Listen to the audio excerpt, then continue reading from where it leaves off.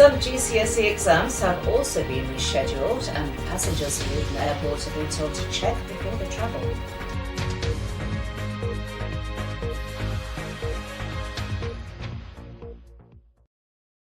Every day of the week, staff at BBC Look East work tirelessly to bring you clear and accurate coverage of the news. For us watching at home, it all seems like a very seamless affair. The reality couldn't be more different. Today, I'll be going behind the scenes at BBC Look East to find out the editorial process and production technicalities involved in getting the news from here to your television screens at home.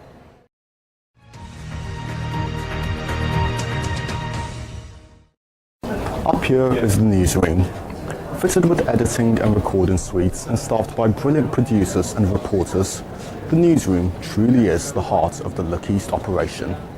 To find out how the news gets from here to your television screens, I spoke to Gareth George, senior broadcast journalist and planning producer here at BBC Look East. Someone once said that the presenter gets all the glory and the producer gets all the blame. Is there any truth to that statement?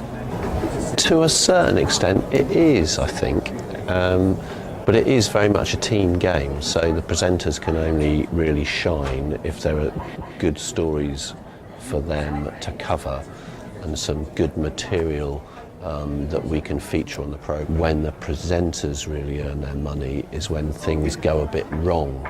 So if things are going wrong on air, they're the ones who are trying to hold it together.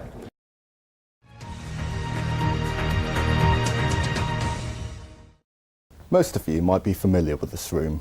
The iconic red sofa, the famous BBC News backdrop. Yes, that's right. This is the BBC Look East studio, where presenters like Susie Fowler-Watts and Stuart White give you a rundown of the day's headlines.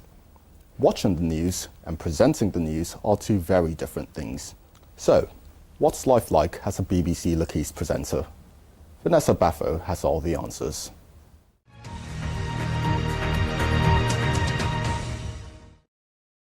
Hello, my name is Vanessa Baffo and I'm a journalist here at BBC Look East, and my job involves presenting and reporting.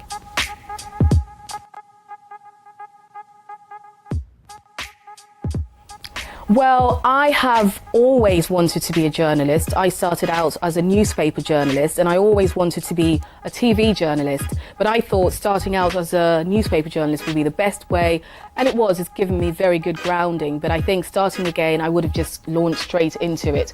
But as I said, that's given me a good grounding. Straight from newspapers, I went into production.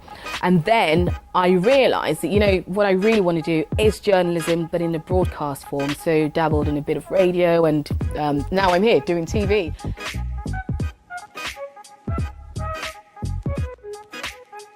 Well, I hope not, because that really is an illusion. There's so much work that goes into planning for the programme, and the producer really has a lot of work that he or she has to do.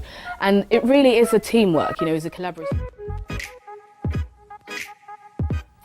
What happens when it all goes wrong? Well, has it happened before? Yes, many times. The key thing is just to stay calm. Don't panic, because once you start panicking, you actually cannot think properly. I think certainly when I was growing up, I hardly saw anybody that looked like me on TV. I do, of course, Maurice Stewart was there. I loved Maurice Stewart.